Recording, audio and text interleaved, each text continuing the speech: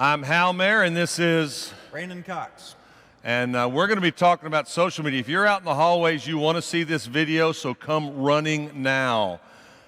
This is on YouTube. If you'll do a search, Social Media 2011, you'll nail it. By the way, let me ask you a question here. How many of you guys are on Facebook? How many of you are on Twitter? How many of you are on LinkedIn? I'll bet that number changes when you get done seeing this. Roll it, gentlemen. Let me ask the question again. How many of you are on Twitter? How many of you are on LinkedIn? How many of you publish videos on YouTube? Vimeo? How many of you are on Google+? Yeah? And one other place, I think. I forgot what it was. Those are the big ones. Facebook. Let's talk about this a minute. I want Brandon to jump in on the front part of this, email marketing, because you have probably done more of it, been a part of bigger pieces of that to larger numbers than anybody in this room. Tell them a minute what you did and talk about that a little bit. Well, about a year ago, I came on staff at Saddleback Church to help oversee Pastors.com and Rick Warren's Pastor's Toolbox. And it's one of the largest mailing lists of pastors and church leaders in the world.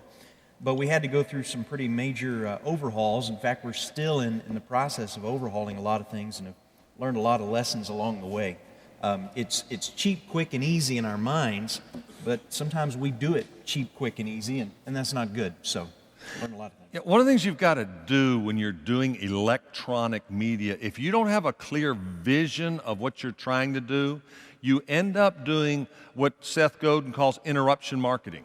All it is come to our church, go here, go there. And that's not what social media is about. Social media is about creating a conversation.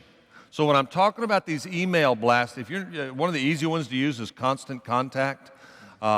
Inexpensive, you can create different templates. But the subject line is the key. What's so important there? Subject line determines whether somebody's going to open it or not. It's the gateway. If it does not grab attention, you can forget it. And so your subject line doesn't need to be news from such and such a church. Because when it says that next week, people just delete it. Yeah. I mean, they just get cold to it. But if it says something a little bit shocking or a little bit attention-grabbing or a little bit useful or practical, something that I look at that and out of all of my emails, I need that, then it makes a huge difference in open rate. Yeah, and so with Constant Contact, you can get open rate percentages or somebody else. What's your open rate right now at Saddleback? At Saddleback, it's 19% on the toolbox at least. And we've kind of been waging war over the subject line. We hope to test some different ideas there. Yeah, you can watch that and see what the open rate is. Now, you don't want to lie, because after you put a couple lies out there, people will stop clicking. Yeah. Best idea you've ever heard, That's probably not going to be the case. And so, but you can put something in there that's felt need. Did you know that Pastor Brandon kills stuff? Whatever. And it links to his blog there that he talks about going on a hunting trip. Just things that will get people's minds. Kill stuff may not be the right thing. People may think, you shouldn't hunt and kill stuff. I still do, but that's me, and I like red meat. Yeah. So email marketing, huge idea. Let's talk too then about a website. And it's always interesting to me. When you're doing your website, you've got to decide who your target is. Now, what I've watched on a lot of websites is you get there and they are targeting everybody. And so it's mush. There's too much information. What I'm interested in, what we target on our website is the first-time guest. Our people know how to navigate the website, and we've got a click, they can go and find other things. But the first-time guest, and we've got a button that says, I'm new. They click that immediately. Autoplay is a video of me saying, hey, thanks for checking us out online. Let me show you what it looks like. And it's got a video driving into the church parking lot, how somebody's going to help you, where the kids' check-in is, what the kids' room look like, what it looks like in the worship service coming out, the bounce houses we have, the snow cones.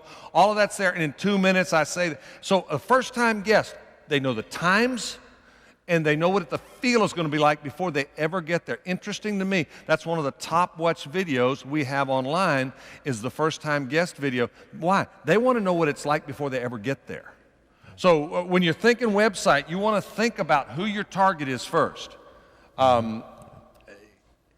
And what you're going to spend, there's places that'll make websites. What's that website now? You're like a big website guy. Places where you can find a free website. The thing I always build church websites with is WordPress. The system itself is free to download. It's dirt cheap to host it. You can do all kinds of crazy design stuff with it, and you can have it professionally designed, whatever, skin it out. But I think going back to what you said a second ago, any creative web project I've ever worked on, the slogan is always, it's about the user, stupid. Yes. Because it's not about you, it's not about how you think about your church, it's not about the information you want out there, it's about the guy that logs on, that clicks on, can he use what's there, can he understand what's there? So making it flashy, making it pretty, making it cool is secondary to making it usable and understandable. Yeah, I mean, it's moving to HTML5 now, so you can actually watch the Flash videos on your iPhone. But what you've got when you get, be careful putting too much Flash in there. Somebody's got low speed or they're not assigned, and it takes forever to load. Make sure you've got quick load times. I've gone to sites and I've got high-speed internet, and it takes a while, and you're going, really? Who wrote the code for that? Yeah. So be careful. It's worth spending some money to have somebody design a website for you. Absolutely. One of the ways you can find that, go find some websites you like, scroll all the way down to the bottom, and usually the person who built the website, you can click right there, and there's all different prices you can find. Talk to people who have a good website. Talk to them about their experience. Let me say one thing about that. On websites, I would own my own email thing, and here's what I mean. Our email at Church of the Bay is, apparently that's pretty important to be rolling. Our email at Church of the Bay is, our first time we did it, we had whoever was hosting our domain was also doing our email. But when I got tired of that person and I went to move, it took a long time to get everything migrated. So all our email now is hosted on GoDaddy. And we host our site somewhere else. But what I've done when I want to switch web designers that I'm not really happy with, I let somebody start one over here, and then I can go into GoDaddy and change the location of the web, and we can make it run. Does that make sense? Because if not, you don't want to be getting emails. They're doing a changeover, and you're not getting your emails. But huge idea, deciding. People spending 80% of the people are now spending as much time online as they are watching TV. And so here's the thing. How many of you have Googled your name? Google it. You need to know what people are saying about you, because if you don't define yourself, somebody else will. You Google your church's name. Anybody done that? I've got in Google, I've got the email alert coming to me about my name showing up on the web or our church. Now, why is that? Because I love to read my name and I show it to my wife and tell her I'm important. Not at all. The reason I do that is you can get some bad press out there and people talking about you that you don't know about. Yeah. Not me.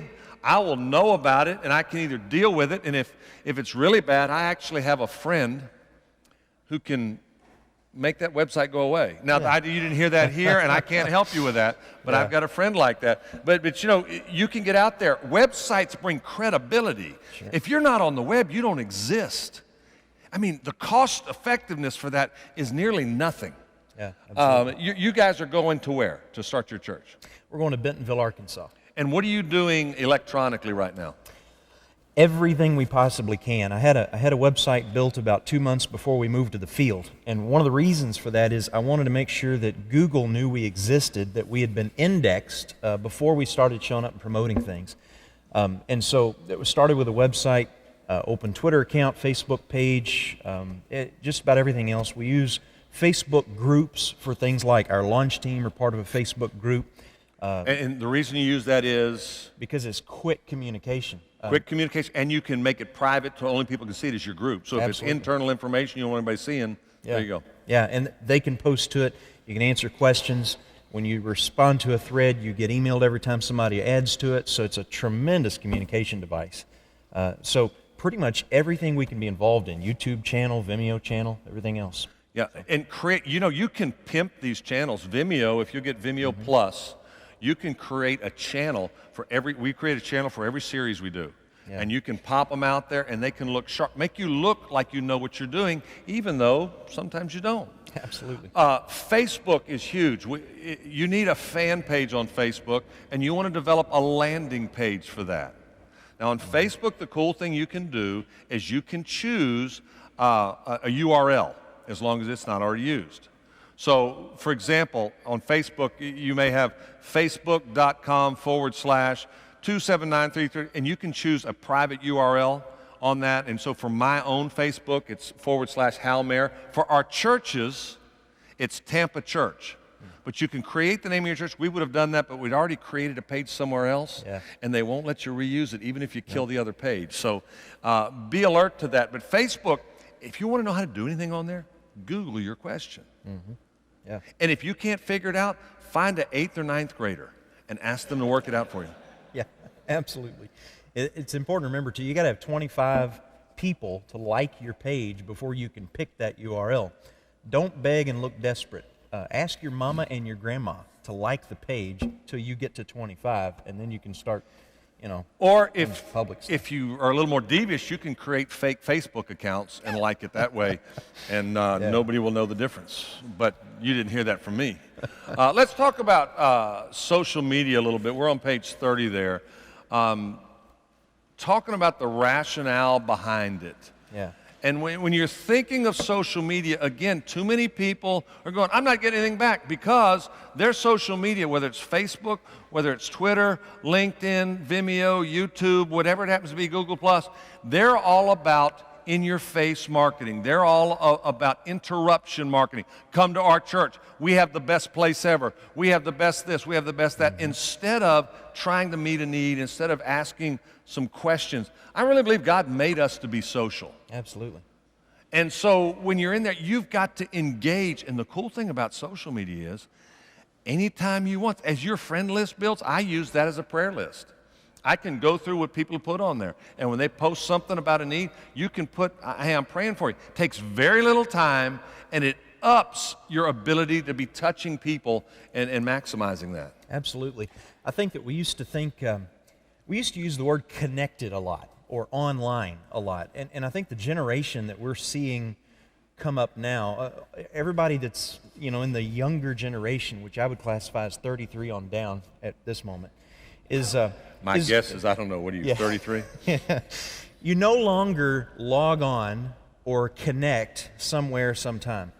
It used to be that way, but now what it is everybody just kind of lives in a cloud of social technology. I mean, you walk through an airport or even just the mall, everybody's on a cell phone, or they're looking at a cell phone, or they're sending a text. We're just breathing it all the time. And I think the reason we're breathing it all the time is two things. One is, like the notes say, we do this because God made people to be social. I mean, from the Garden of Eden, God was talking to Adam and Eve. It was conversational. He wasn't putting up billboards with his desires on them. He was talking to them. And all of the mass media we've been doing for 100 years is kind of an intrusion into this, what social was all along. But the fact, I think that people are just social by nature, and now we've got the tools, and we're going berserk with being social 24/7.